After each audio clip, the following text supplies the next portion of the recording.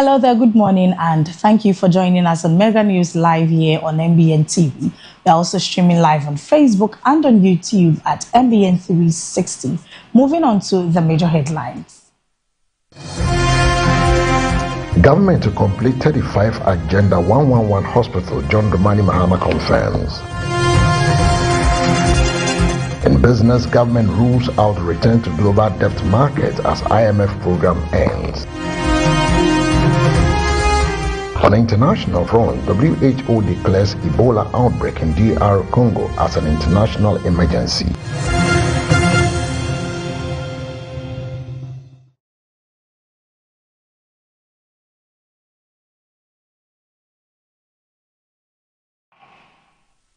We have the details of these stories and more. My name is Naja Modut, and now the news in detail. The government has reaffirmed its commitments to strengthening Ghana's healthcare system, with President John Dramani Mahama announcing plans to complete 35 hospitals under the Agenda 111 project.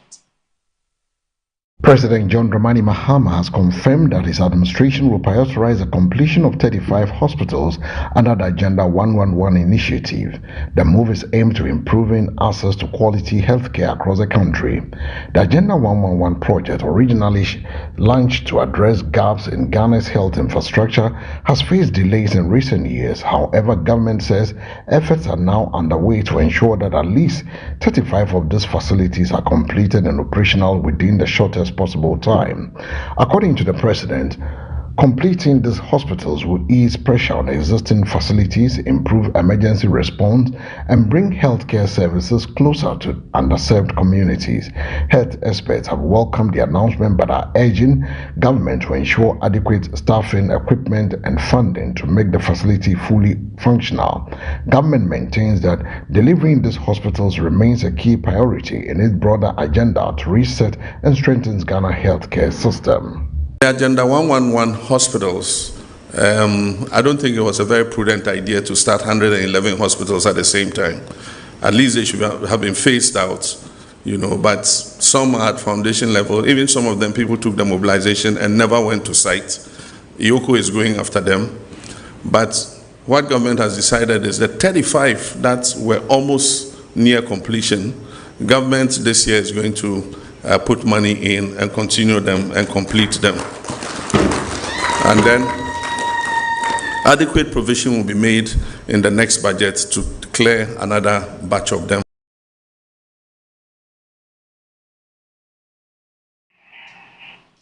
Ghana's Vice President Nana Jane Opoku-Agyeman is calling for a permanent African voice on the United Nations Security Council, renewing pressure for long-standing global reforms. Vice President Nana Jane Opoku-Agyeman is pushing for urgent reforms at the United Nations Security Council to secure permanent representation for Africa. Speaking at a high-level platform, she emphasized that Africans continue to be excluded from permanent membership of the Security Council, despite its significant population and strategic importance in the global affairs. She described the current structure as outdated and unbalanced, and arguing that it fails to reflect present-day geopolitical realities and the sideline Africans' perspective on critical global issues. Her remarks echoes decades of advocacy by African leaders for reforms within the United Nations system to correct historical inequalities in global decision-making. Observers says granting Africans a permanent seat could reshape international policy decisions, especially on peacekeeping and conflict resolution across the continent. The call adds momentum to growing global demand for a more inclusive and representative Security Council. If institutions and indeed democracy are to remain legitimate, they must remain responsive to contemporary realities.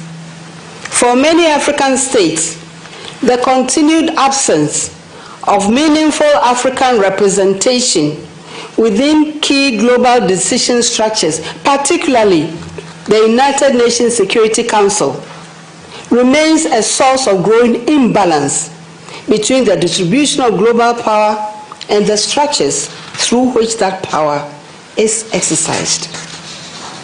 But legitimacy is shaped beyond representation it is also shaped by outcomes.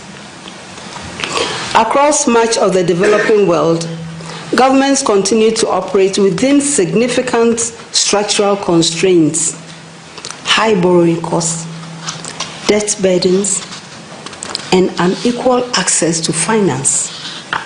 These conditions affect the ability to deliver growth, stability, and opportunity at the scale that citizens increasingly expect. This is one of the defining governance questions of our time. Whether institutions, national and international alike, can adapt quickly enough to remain credible amid accelerating change while serving their people. Meanwhile, the Minister for Gender, Children and Social Protection, Dr. Agnes Namu-Molatey, is calling for an immediate halt to the ongoing demolition exercise at Bokola Market. The minister is urging the Accra Metropolitan Assembly to suspend the operation and engage traders in meaningful dialogue to protect livelihoods and ensure a humane approach. The Minister for Gender, Children and Social Protection has intervened in the ongoing demolition exercise at the Bokola Market in Accra, calling on city authorities to suspend the operation and prioritize dialogue with affected traders. The directive comes amidst growing concerns over the impact of the demolition on hundreds of traders, many of whom depend on the market for their daily income. Eyewitness reports scenes of distress as structures were pulled down, with traders scrambling to salvage goods. In a statement, the minister emphasized the need for a more inclusive and human approach, stressing that engagement with stakeholders is critical to avoid unnecessary hardship, especially for women who form a significant portion of the market workforce. The minister further urged the Accra Metropolitan Assembly to consider alternative solutions that balances urban development with social protection. The Bokola Market, one of Accra's busiest commercial hubs, has long faced congestion and structural challenges, prompting periodic decongestion exercises by the city authorities. Whilst the Assembly is yet to officially respond to the minister's directive, traders are hopeful the call for dialogue will bring some relief and a more sustainable resolution. No place that you can have development that there will not be discomfort, but we don't want one side to shoulder all the discomfort. We don't want just the metro to shoulder all the discomfort. Neither do we want the market women and the others to shoulder all the discomfort. So we want to find a middle ground. We bear part, they bear part, and then development can take place. Are you urging the authorities to suspend pending that negotiation? Yes, that is what I'm saying now. That it will be good that we sit and listen to each other. And most of the things that we've heard, we couldn't substantiate them. And so I'm just saying that they should go into this negotiation devoid of emotions, devoid of hearsays, because those ones, every vulnerable situations, there are people who feed on conflict, they feed on vulnerability. There are people who feed on such situations to, hype whatever the agenda they have. And so I want them to come with a clear mind and understanding. Thankfully, the leadership has agreed to this, and so once they've agreed to this, we're going to sit down and make sure that we make progress devoid of emotion. We'll go for a break and be back with business. Please stay with us.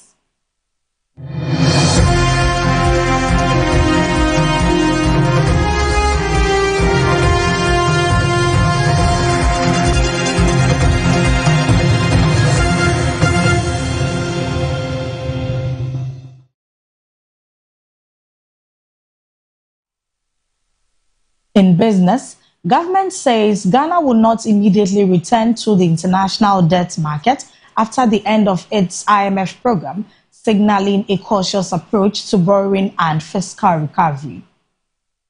Government has ruled out immediate return to global capital market following the conclusion of Ghana's program with the International Monetary Fund. Officials says the decision is aimed at protecting the country from high borrowing costs and avoiding a repeat of debt challenges that led to the bailout. Ghana entered the IMF program to restore macroeconomic stability after facing rising debt levels, inflation and currency pressures. Authorities now says the focus is on strengthening fiscal discipline and rebuilding investor confidence before considering a new external borrowing. Analysts noted that the global market conditions remain tight, with higher interest rates making it expensive for emerging economies like Ghana to issue Eurobonds. Instead, government is expected to prioritize domestic revenue mobilization, expenditure control, and structural reforms to sustain economic recovery. The move signals a shift towards caution, fiscal management, as Ghana works to stabilize its economy beyond the IMF program. Also on the international front, global health authorities are on high alert after the World Health Organization, WHO, has officially declared the Ebola outbreak in the Democratic Republic of Congo an international public health emergency. The World Health Organization has raised the alarm over a new Ebola outbreak in the Democratic Republic of Congo, classifying it as an international public health emergency. The decision reflects increasing concern about the potential for a wider regional spread, especially given the country's dense population zones, cross-border movement, and ongoing public health vulnerabilities. Health officials say response teams are being mobilized to contain the outbreak, strengthen surveillance, and accelerate contact tracing and treatment efforts. Neighboring countries are also being advised to tighten monitoring at entry points to prevent possible transmission. The Ebola virus, which causes severe hemorrhagic fever, remains one of the most dangerous infectious diseases with high fatality rates if not quickly contained.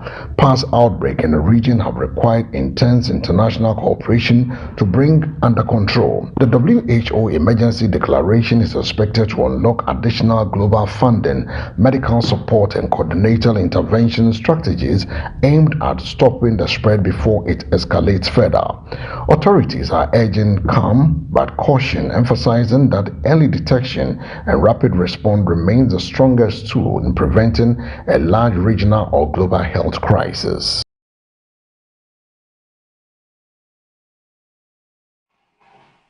Let's do a recap of the major headlines. Government to complete 35 Agenda 111 Hospital, John Dramani Mahama confirms. In business, government rules out return to global debt market as IMF program ends. On the international front, WHO declares Ebola outbreak in DR Congo as an international emergency.